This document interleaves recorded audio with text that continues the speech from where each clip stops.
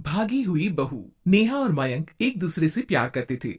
दोनों के परिवार शादी के खिलाफ थे, तो दोनों ने भागकर शादी करने का फैसला किया और फिर दोनों ने कोर्ट में शादी कर ली। माँ, मैंने नेहा से शादी कर ली है। शादी कर ली है? कहाँ? कैसे? हमने तो देखी नहीं शादी। माँ, हम लोगों ने भागकर शादी की है। अच्छा जी, तो ये लड़की घर से भागी हुई है और अब मेरे घर की बहू बनेगी। अरे ना जी ना, मैं ऐसी लड़की को कभी अपने घर की बहू ना बनाऊं जो भाग कर शादी करती है। अरे मोहल्ले आसपास सब जगह इज्जत है हमारी।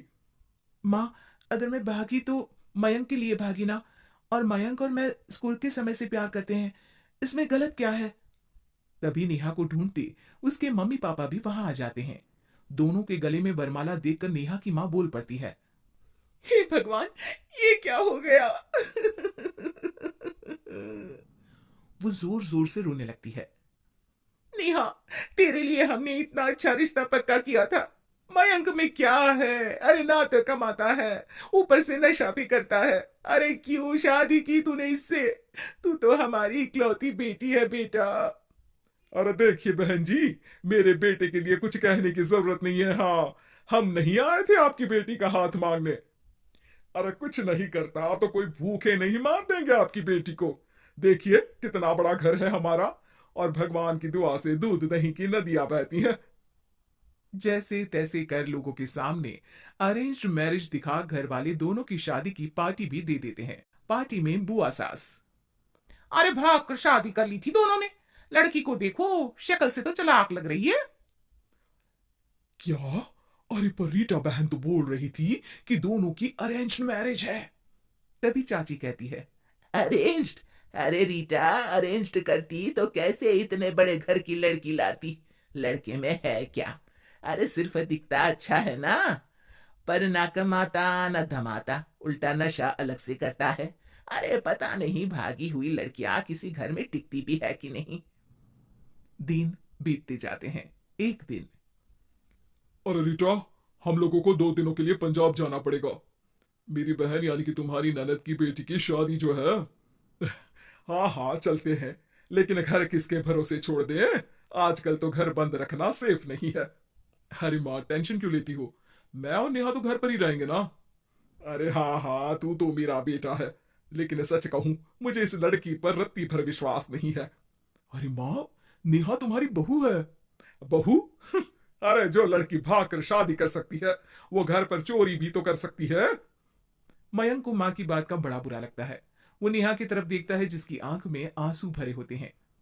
माँ जी, आप अपनी अलमारी में ताला लगा लो। हाँ हाँ, तो वो तो लगा ही दूंगी, लेकिन कहीं तू घर का बाकी का सामान भी। अरे भाई, भागी हुई लड़की का क्या भरोसा। धीरे धीरे दिन बीतते हैं। एक दिन नेहा घर के बाहर गार्डन में पेड़ों को पानी दे रही थी, तभी पड़ोस की बहू। अरे नेहा, कैसी हो? बहुत सुना है तुम्हारे बारे में, लेकिन तुम तो दिखती ही नहीं हो। हाँ, वो बस घर का काम करने में समय ही नहीं मिलता। अच्छा अच्छा, शाम को ना मेरे घर आना, बैठकर गप्पे लड़ाएंगे हम। जी जरूर। तभी उस पड़ोसन की सास आ जाती है। अरे बहू, ये किससे बात कर रही है? अरे माँ जी, ये ना शर्मा आंटी की बहू नेहा है, जो मयंक भैया की बीवी है। हाँ हाँ, बस सबको पता है ये कौन है और कैसी है। इससे ज्यादा मेल जोल रखने की कोई जरूरत नहीं है। पता है, भागी हुई लड़की है ये। शादी से पहले भागी थी ये। तभी वहां मयंक आ जाता है। क्या हुआ आंटी जी? अब अरे नहीं नहीं, कुछ नहीं मयंक बेटा। कैसे हो? बड़े हैंडसम लग रहे हो इस टाइम पर भी घर पर। अरे हाँ हाँ, अच्छा मैं भूल गई थी, तुम वैसे कोई काम धाम करते ही नहीं हो ना। अच्छा ठीक है, चलो फिर मिलते हैं। मयंक नेहा के सामने अपनी और उसकी बेइज्जती सुनकर परेशान हो जाता है। कोई बात नहीं, रहने दीजिए, आप परेशान मत हो, सब ठीक हो जाएगा। एक दिन नेहा की माँ उसके घर आती है। अरे आइए आइए, कैसे आना हुआ? नेहा को लेने आई है क्या? अरे नहीं नहीं बहन जी, अब तो नेहा मयंक की बीवी है, मैं तो उसे करवा चौथ देने आई थी। माँ ने सास और नेहा को सोने का सेट दिया, खाने पीने के ढेर सारे सामान देकर कहती है, बहन जी, मैंने ये सब अपनी बेटी की किसी कामकाजी अच्छे पढ़े लिखे परिवार के लड़के से शादी करने के लिए रखा था, लेकिन नेहा को मयंक पसंद था, तो उसकी शादी अच्छे से नहीं कर पाई। अरे बस बस, हम लोगों को सुनाने की जरूरत नहीं है। मेरे मयंक ने भी अच्छी पढ़ाई लिखाई की है। वैसे संस्कार तो दिए हैं कम से कम मैंने अपने लड़के को, वरना कौन अपनी बेटी को भागने के संस्कार देता है। आपकी बेटी ने तो भाग कर शादी की है। माँ को सास की बात का काफी बुरा लगता है। वो वहां से चली जाती है। नेहा भी माँ का दिया सारा सामान लेकर अपने कमरे में चली जाती है। एक दिन, अरे नेहा, तेरी माँ ने जो मुझे वो बड़े बड़े सोने के जेवर दिए थे ना, वो वापस कर मुझे। उस दिन तो मैंने कुछ कहा नहीं था, जरा ला कर तो दे, मैं अपनी बेटी को दे दूंगी। तभी वहां मयंक हाथ में मिठाई का डिब्बा लेकर आता है। अरे क्या हो गया, तुझ जैसे निठल्लू की नौकरी लग गई क्या?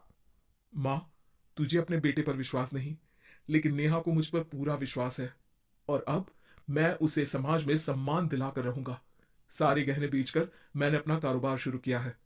अरे वाह वाह वाह वाह, भागी हुई लड़की का भी कोई सम्मान करता है क्या? देखा, बेच दिया ना गहना। शाम को करवा चौथ की पूजा में सारे अड़ोस पड़ोस के साथ कई औरतें पार्क में पूजा कर रही होती है कि नेहा भी वहां आ जाती है। नेहा सज धज कर वहां की सभी महिलाओं में सबसे सुंदर लग रही थी। अरे अरे, तुमने भी व्रत रखा है क्या? किसके लिए? जिसके साथ भाग कर आई हो उसके लिए। तभी वहां मयंक आ जाता है। हाँ, जिसके साथ भागी है उसके लिए। आप लोगों को शर्म आनी चाहिए। एक औरत होकर एक औरत के साथ ऐसी बातें कर रही हैं। अगर नेहा भागी तो मैं भी तो भागा था। फिर अकेली नेहा क्यों जिम्मेदार हो? वो कम से कम आप लोगों से तो लाख गुना अच्छी है। आप लोगों ने एक अच्छे पैसे कमाने वाले इंसान से शादी की, लेकिन मेरी बीवी ने मुझ जैसे लड़के पर विश्वास कर ना सिर्फ मुझसे शादी की, पर मुझे ठीक राह पर भी लेकर आई। तो हाँ, जितनी नेहा जिम्मेदार है भागी हुई कहलाने को, तो मैं भी भागा हुआ ही हूं, लड़का हूं। तो इसका मतलब ये नहीं कि मैं जो करूं वो ठीक हो। सभी को मयंक की बात समझ में आ जाती है। वो नेहा को गले लगाकर साथ में पूजा करने लगते हैं।